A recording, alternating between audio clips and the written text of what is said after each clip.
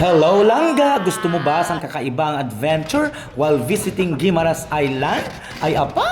Diri inisyal lang sa Charles Floating Cottage sa Hordan, Guimaras. Ang floating cottage ganyan mga langga, may swimming pool man diri sa tunga para sa mga kids, no? Kung may mga bata, kung hadlok kayo sa dalom-dalom, pwede ka diri langga magkapakapas sa tunga. And then may mga tables and chairs diri, kay may available nga food diri mga langga. Pwede ka ka-order, syempre, ay ari, pwede sila langga nga speedboat. So pwede ka rent diri starting ang presyo sa 3,500 pesos.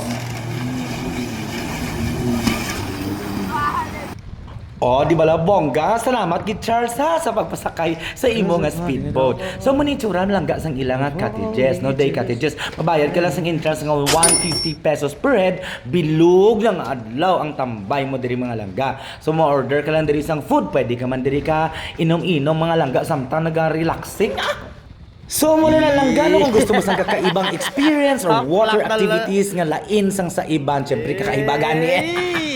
Kadto lang diri sa Charles Floating Cottage or pwede ka kapabook sa Liwa-Liwa Travel and Tours. Kay kami na bahala sa imo nga Charles Floating Cottage pati day tour sa land tour nimo mga langga. So ano ba ginahulat mo? No, dali na sa Isla Sang Guimaras. That's it for today. Okay, bye. Ay boto! Ay boto! Ay boto! Oh, sus. Uy, shit!